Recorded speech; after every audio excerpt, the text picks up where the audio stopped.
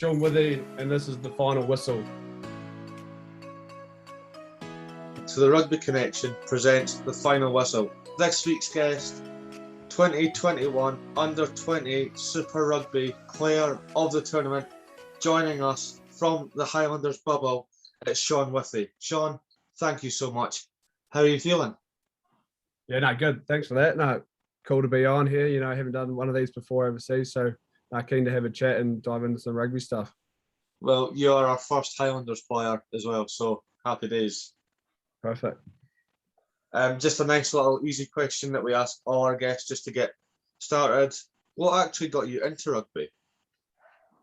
Yeah, I don't know, probably a good question, but I'm from the deep south, down in Southland of New Zealand, so I guess rugby is almost the culture down there. It's probably, I'm a farm boy as well, so I just grew up, you know, playing rugby, watching rugby, and I think I started playing when I was about 4 years old, so I probably never really knew anything else.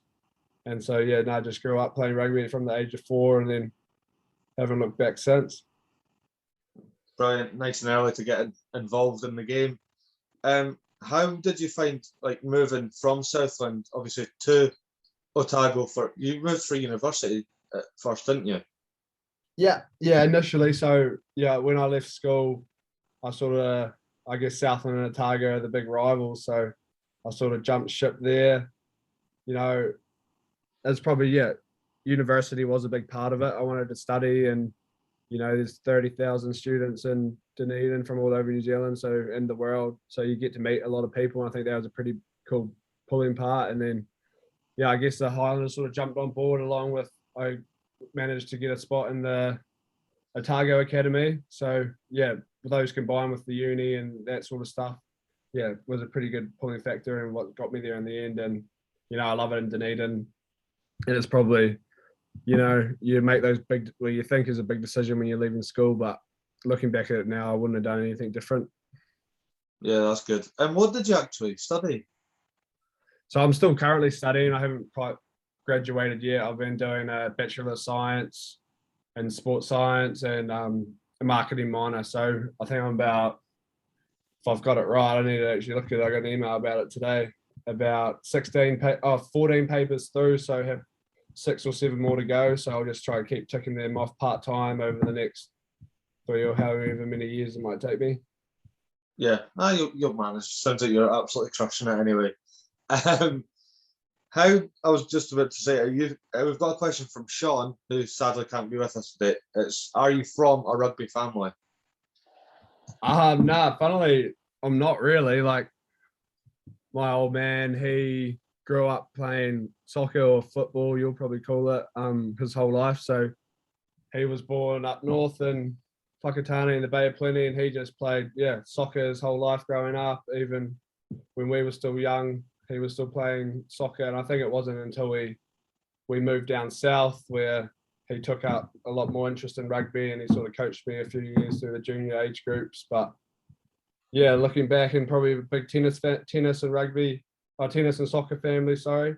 My mum was a tennis player along with my dad, and I didn't play either. I played cricket and rugby, so the two probably whole opposite sports to what everyone else did. But my whole family now loves rugby. Like, mum loves that. Her family have always enjoyed rugby, and her brothers played when they were growing up, so I guess she was probably more of a rugby supporter. But dad's firmly on the rugby side rather than the soccer side now. And my 2 younger brothers are young rugby players as well. Good. Very sporty family by the sounds of it anyway. Yeah, definitely. A lot of sport, a lot of mum and dad. I got an older sister and 2 younger brothers, so mum and dad most weekends, winter and summer, we're bloody running around, dropping us off, carpooling us to various different sporting events. So we're pretty lucky there.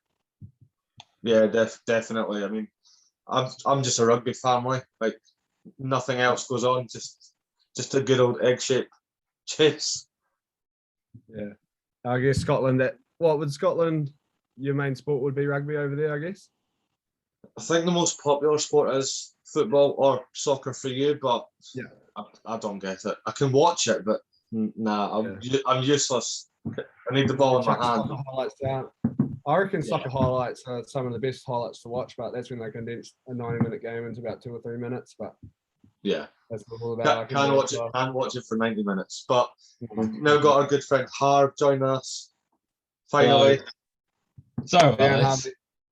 No worries. Right, mate. we've covered what got him into rugby.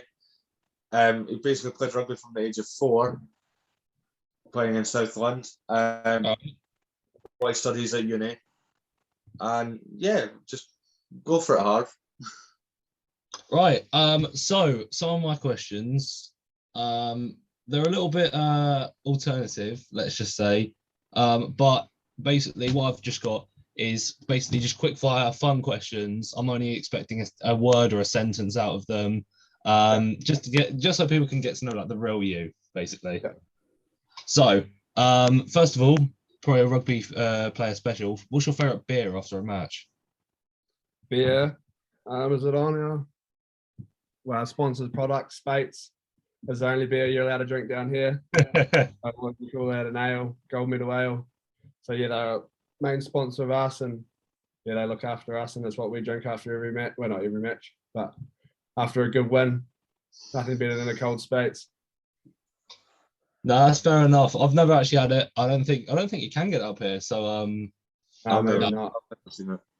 it'd be fun. It's definitely one of the things I'd like to try if I ever go to New Zealand.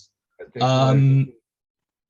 And on that topic, one current rugby player, not just from Highlanders but everywhere, you'd love to share a beer with. Geez, that's put me on the spot. I don't know. There's probably a good few lads from down south that, when I was a kid, I probably loved to share a beer with. One would be Jamie McIntosh. I've actually ended up playing with him now, and he's a good mate of mine. He's always one that I looked up to growing up, and John Hardy is from where I'm from, so probably just some good Southland lads like that. All right, fair enough then. What is your favorite pizza topping? Pizza topping, probably just a pepperoni. And do you agree with pineapple on pizza? Yes or no? I do. I can Oh, have no. Pizza for the guy. I mean, anything on that's pizza, the really. of the curry, like, Yeah, no, I can get behind some pineapple on pizza. I'll have it if it's there, but it's not my it's not my first choice. No, I'll refuse. Yeah, What's your favorite cheat day meal? Probably an ice cream, and then maybe some KFC. What's your favorite? What's your favorite ice cream flavor in that case? Oh, I don't know. We tend to change it up in the flat, but we just got an ice cream then from the gelato place. And what did I go? I got a cookies and cream and a salted caramel. It's pretty hard to go past those two. That's nice. That's very nice. Good choice. Right. In a game situation, would you rather score a try or have a try-saving tackle?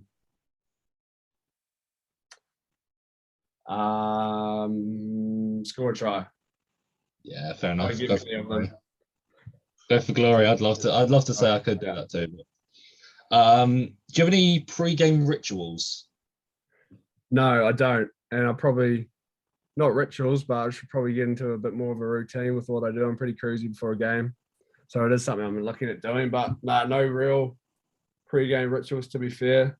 Keep it pretty cruisy and pretty relaxed before a game. Do you listen to music before a game?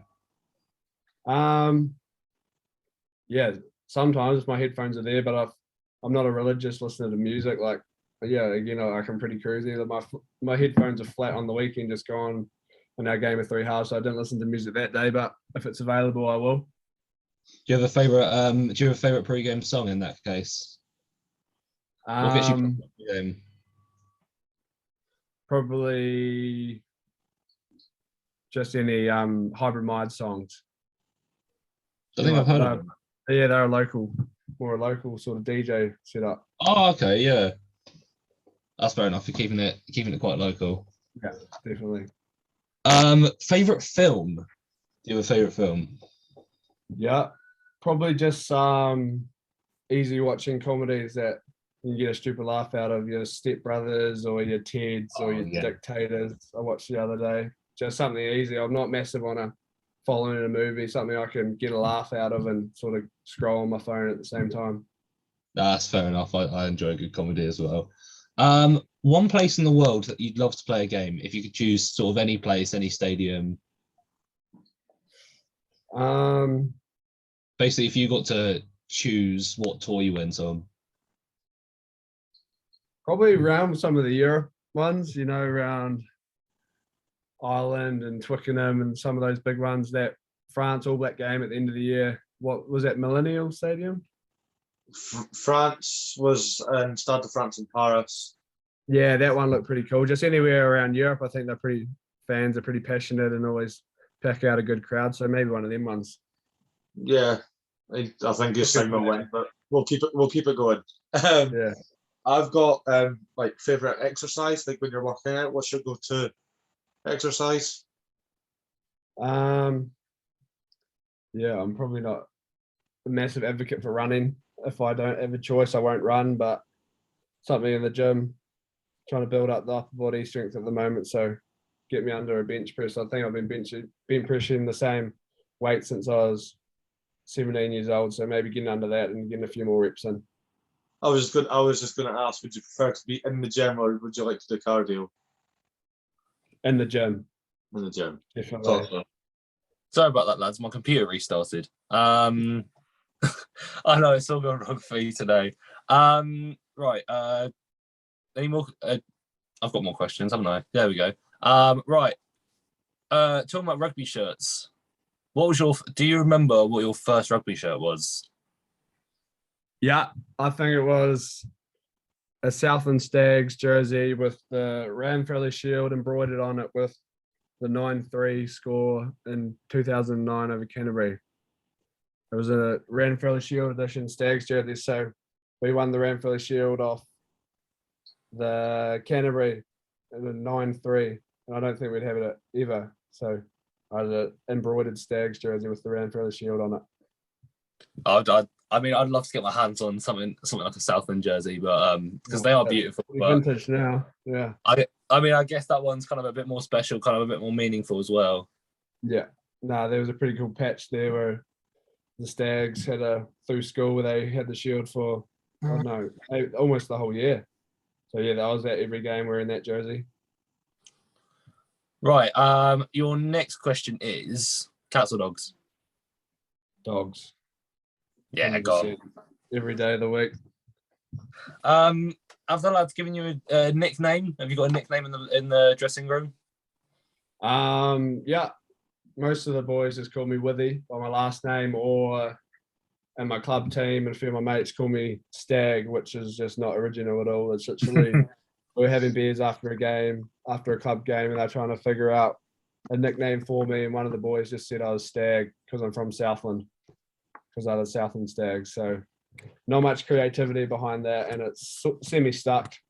But yeah, Withy or Stag is what I tend to get referred to.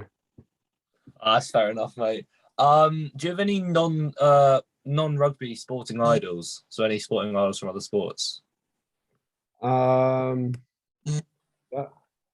think a guy like Brendan McCullum from cricket, the Black Caps, he was pretty awesome in the way he played the game. And I don't know, Conor McGregor, someone like that's pretty cool to watch, and you get a good laugh out of watching Conor McGregor and what he's done for the sport. So yeah, maybe those two guys. That's fair enough, mate. Going back onto rugby, in that case, who's winning the Six Nations this year? From the little bits I've watched of it, I'm going to probably say Ireland. You could have said England. Nah, I reckon Ireland or France. The little bits I've watched. Ireland are probably hitting their straps now and then going to fail at the World Cup again, I'm not sure. Maybe it's a good thing Sean Taylor's not on this call. Yeah, exactly. Yeah, maybe it is. Pretty cut about that one. And then I've got just one last quickfire question. Favorite subject at school? Agriculture, because we didn't do a whole lot. The teacher was pretty cruisy, and we could just sit there and. I was about to say, you get taught that as a subject.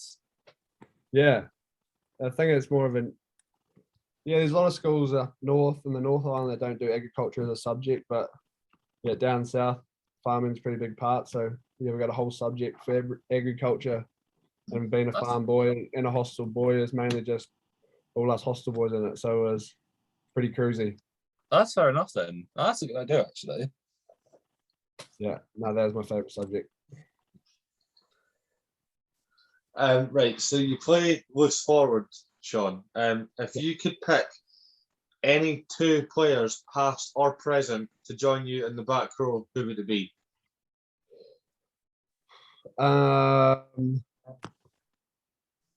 Probably Kieran Reid for one. Mm-hmm. I think he's pretty impressive with his skill set and the way how athletic he was. I think he probably doesn't get enough credit for his athleticism and his skill set, but yeah, him at his prime was pretty hard to beat. And for number 6, I don't know, maybe even Michael Hooper. I quite like watching Michael Hooper play, just the way he's always in it, gutsy as, pretty cool to watch. And yeah, if he was on my team, I reckon I could follow him into a few dark holes. Yeah, that's fair enough. That sounds like some solid back row. Speaking of Kieran Reid, did he give you any advice? I've seen the picture that you shared after the NPC stuff. Nah, not really. I sort of just went up, asked him for a photo, and had a quick yarn about how he'd been overseas. But no, it's pretty quick. Just a little, basically a fan taking a photo with one of his idols, and then scurried off back into the change room after the game. But no, that was cool to play against him. Yeah, pretty cool to play, I guess, a guy like that who you do look up to all through your childhood as one of the All Blacks captain, and going and to play up against them was pretty cool. Yeah, that's good. Similar question: did Steve Hansen ever give you any advice? Because I found that one as well. No, that was probably me more chewing his ear off. There was a few beers deep, and he was at this flat with his stepdaughter that, I think they had a parents' weekend, and we just bowled up to their flat and chewed his ear off for a bit, and then scurried off around there like a scared little boy again. That was all fun and games. That just a quick yarn. Well, Harv's a big fan of the NPCs. So, what is the hardest thing about playing in the NPC? And could you explain to the UK viewers what the NPC actually is? Yeah. So the NPC is just, I guess you call it the national competition, provincial. So there's how many are there? There's probably 14 or 16 provinces throughout the whole of New Zealand that have an NPC team, and there's 2 tier with a premiership and a championship, and a promotion relegation every year. But I've actually just taken that out as a new format for next year, so everyone can play for the premiership and win that.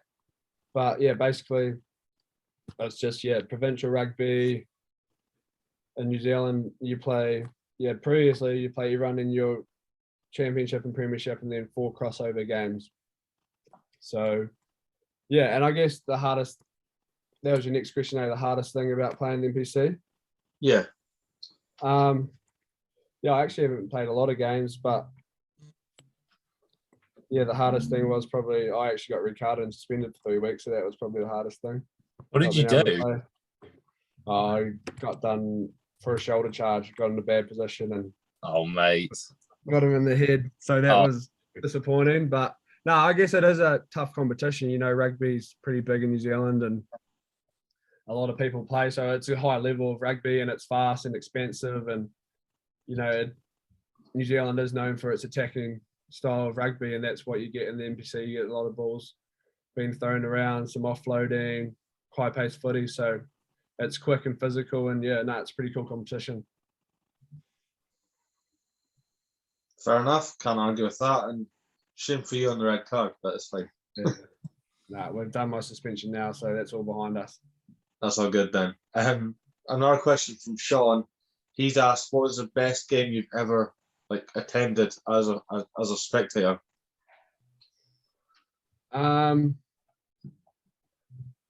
probably some of those games for the South when I was a kid, watching the Stags when I was growing up were pretty cool.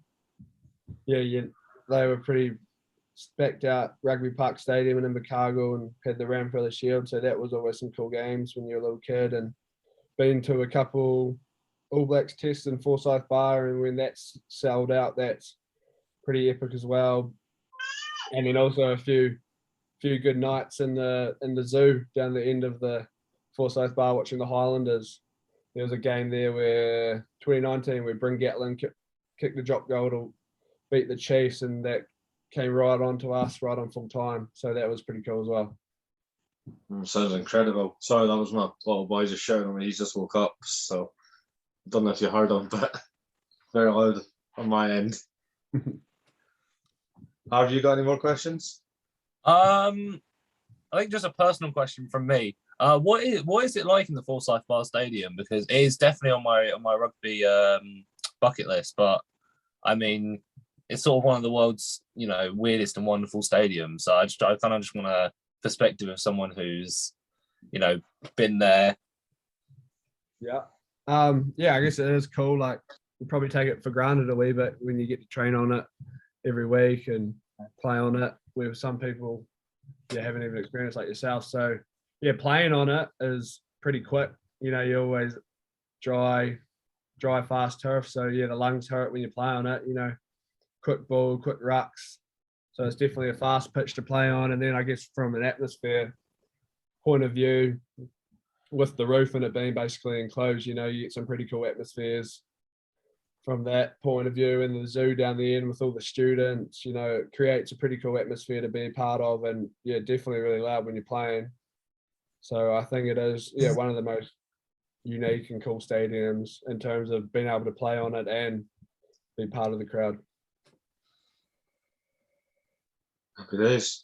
It is like a greenhouse, isn't it? It's just like a glass. I'd say that, yeah. It definitely it does feel like a greenhouse sometimes as well. It gets pretty bloody hot in there on a summer's day or just a sunny day when you're having an afternoon training in there, it heats up. But yeah, no, I'm pretty lucky to be able to train in the shelter and play in the shelter whenever we have a home game.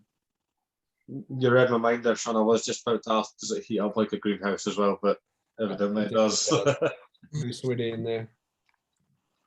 Just going to flip it over to the Northern Hemisphere. Do you have a favourite player or club in the Northern Hemisphere right now? No, it's pretty bad. I probably don't really follow the Northern Hemisphere rugby enough. I follow the odd team when, some of the boys from over here go over and play. But if I was to have a favourite player, that the French 10, he's pretty cool to watch. He's a good player, and maybe just someone like the English loose forwards and Tom Curry, or what's the other, Sam Underhill. Those two players, yeah, they're pretty cool to watch. Yeah, pretty good loose forwards, so maybe one of them too. Fair enough. I mean, you've got hard cheesing at that because you mentioned two England players there, so he's happy. Yeah, good loosies, those two boys, young as well, so it'd be pretty cool to watch them. Hopefully come up against them one day. That'd be pretty epic.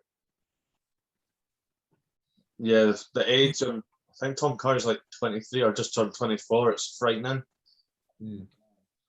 Yeah, well, he's skipper now, isn't he? Yeah. Yeah. Yeah, that's pretty scary. It's a pretty good player.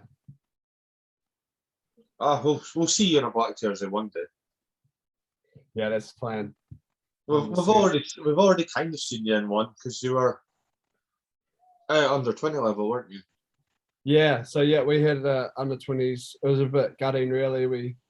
The World Cup obviously cancelled with COVID, and then we were still set to go over to the Gold Coast and Aussie and play against the Aussie under 20s in a test series there. And we got up to our camp in Palmy North and here, and there was just been some cases start developing again. And when was this? Maybe that was about June, and just more cases developing. And about 2 days before we meant to go, it got cancelled. So that was pretty gutting, but we still managed to travel around New Zealand, and they rung together a few games, and we still yeah, travelled around with the group of boys for a month around New Zealand, which was pretty cool. Considering the year before they weren't even able to do anything with COVID, so we're pretty lucky still. Well, fingers crossed that we're kind of past this whole COVID mess, because I'm fed up of it personally. I don't know how you feel about it all. Yeah, we're in the same boat. Yeah, in a bubble at the moment, obviously. So the sooner it all blows over and we can start living with it, I think it's going to be better. Yeah, what is life in the bubble like? So what's your like ordinary day? Yeah, so I guess we're in a bubble. We're in Queenstown, one of the more picturesque places in the world, I'd say. So we're pretty lucky in that aspect, right on the lakefront in February. So it's still nice and warm. But in terms of what we can and can't do, we're allowed out of the hotel. We can go walking around. I'm a golfer, so pretty lucky. There's some pretty nice golf courses around here, and we're allowed to play golf, but it's all outside and you don't come in contact with anyone. So yeah, you can basically do everything outside. We're just not allowed to go inside anywhere. So the boys can go fishing, bike riding, swimming, play golf, all that sorts of stuff. But yeah, we can't go into any shops or cafes or restaurants. So pretty hotel based, except for on our days off where we can go out and do a bit of adventuring. At least you can get out, and like you said, you've got the beautiful scenery to go out, like bike riding and fishing and all that. So at least you're not like confined to the hotel. Yeah, exactly. Yeah, pretty lucky in that aspect. And yeah, I'm sure some of the boys who don't play golf or do bike riding that are probably playing a bit more confined because they can't really do as much. But yeah, for a guy like myself who loves getting out on the golf course and doing that sort of stuff, yeah, could think of worse places to be. Fair enough. I mean, Harv's a big golfer as well. Not so much. I haven't played in quite a while, so don't ask me to play just yet. But once I've had a couple of rounds, I might be up to the challenge. Yeah, perfect. Yeah, to be fair to myself, I haven't been playing like the last 2 rounds. Haven't scored well, so hopefully we can get a few more good ones in before we leave. But who's the best golfer in the team? Would you say? To be fair, compared to some of the other teams, we don't actually have a whole heap of good golfers. I think Tony Brown, the coach, would be the best golfer. He's off about a 4 handicap. Aaron Smith's pretty good. He's on an 8. And then there's a few of us around the 8 or 9. Marty Banks is around there. And then, yeah, a few of the other boys are around the 15. Mitch Hunt's 15. Yeah, so Tony Brown, it's pretty good. He's probably take the cake on he's about a 3 or a 4. Oh, well, you've got to have like one big mega round before you leave the hotel. Yeah. Just to get a definite answer. Yeah, got to make the money back, eh? Try have a good round to finish. How excited are you for the new Super Rugby Pacific tournament that starts this weekend? Yeah, it starts this weekend. Yeah, pretty exciting. I guess you look at the games and you look at the sides and they're all pretty starstruck with All Blacks and, you know, players that I've grown up watching and looking up to. So, yeah, excited to get involved and see what it's like to be a fully professional player and what goes into each week and a campaign. So, yeah, just looking to get my feet on the ground, learn the ropes. And if an opportunity comes, just taking it with both hands. But at the moment, just training hard, putting my best foot forward and, yeah, looking to help the team in the ways I can. But, pretty exciting. I guess with playing all the New Zealand teams again first, and then hopefully, fingers crossed, COVID plays ball and we can get over it, or the Aussie teams come over here and we can finish the comp and, yeah, have a good campaign. Yeah, fingers crossed. You're mentioning some of the All Blacks that you obviously train with on a daily basis. Who was the most welcoming when you joined up with the Highlanders? I think everyone is, that's probably one of the Highlanders' strengths. We have a pretty connected group and a pretty good brotherhood here at the Highlanders, and, the team environment's pretty cool. And as a young bloke over the last 2 or 3 years, I've sort of been slowly integrated through the pre-seasons and a few trainings here and there. And then obviously playing for Otago in the NPC, a Dunedin-based province, and then Highlanders obviously based in Dunedin as well. So there's a lot of Otago players. So coming in this year as a full-time player and getting my feet on the ground. There was a lot of players I'd played NPC with over the last 2 years, so made the transition a lot easier. And you know, it's always intimidating coming in, and always going to be when you're training with players that you've looked up to for a long time, but you know, you never felt like you're out of place and you're always welcome. So I'd say the whole team, there wasn't one person in particular. Yeah, no, it's pretty cool. Yeah. No, that's good that the whole team kind of just took you under their wing. What are your personal aims for this season? I think just to improve every day. You know, as a player, you're always looking to improve, and at training and through games, you always seem to find a new thing or a thing you find out that you need to get better at. And you know, I've got some pretty good guys in the loose forwards in the number 7 roles that I can learn off. And Jimmy Lynch's is one. I played rugby with him at NPC level and now here as well. And yeah, we get on well, and he's obviously experienced campaigner. He's captain and 50 gamer. And so yeah, no, he's been really helpful with me. He helps me out a lot. And then obviously guys like Shannon Frizzell and Gareth Evans, some experienced guys in that department that are great fellas and help me out a lot. So if I can get a debut and get some games on the park, that'd be awesome. But you know, I'm going to try and keep growing as a player and as a person, and when that opportunity comes, just hope I'm ready for it and take it with my best stride. Yeah, absolutely. I mean, I think I think you'll do quite well from what I've heard. I mean, come on, under 20 player at the tournament last year.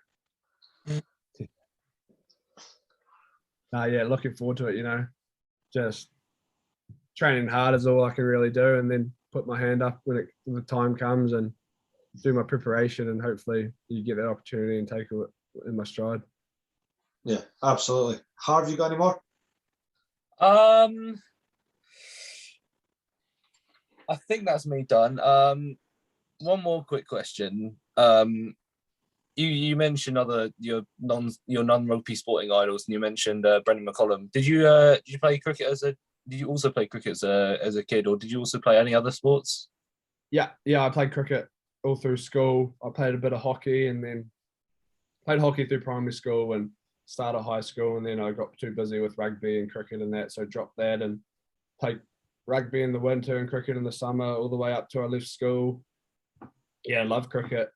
You know, I played. It was pretty cool. I guess the big thing I noticed when I stopped playing cricket is how long your weekends actually feel when you have a full weekend. You know, cricket takes up a lot of time, and I did love it, but you know, I don't probably miss it as much as I thought I would. Like in the summer, well, now I probably don't really have the choice to be able to play both, but you know, I do love cricket, but I actually haven't picked up a bat and a ball since I left school, not even a social game or anything. So to say I missed it, I probably don't really, but I do miss pissing around with some good mates on a Saturday afternoon and trying to score some runs, which usually has failed. But no, I do enjoy it. Still enjoy watching cricket. Probably one of the few that would rather watch a test match than a T20, to be honest. To be honest, I'm the same. I'm the same. I love a good test match, but yeah, not much to celebrate after that last Ashes. Yeah, series. okay, we can move on to the next question. I don't even follow cricket and I know it was bad, so that tells you everything. Oh, God. Yeah, you're leaving Stuart Broad and Jimmy Anderson out of your next test squad as well. I'm gutted, to be honest. I mean, we're going through a rough patch at the moment, but I've been watching more rugby than cricket anyway, so I've got a bit more to celebrate. Exactly. Do you though? Because we beat you last week. Just saying. Murray, do you have any more questions? I don't actually. Sean covered my last one with the personal aims, but it's been an absolute blast. All the best for the upcoming season. Fingers crossed we get to see you in a Highlanders jersey, and then obviously further down the line, see you in the famous black jersey as well. No, wicked as. Thanks, guys. Thanks for having me. Been good to chat, and yeah, all the best with the podcast. And yeah, I'll be listening over the next few weeks to see what else comes out. We'll give you a shout out now that we know that you're listening anyway. No, but this has been an absolute blast. Thank you so much for agreeing to come on. Thank you for getting me to get up early because of the time difference. No, this has been so much fun, Sean. Thank you for this. This has been the Rugby Connection presents the final whistle with Sean Withy, and we'll see you next time.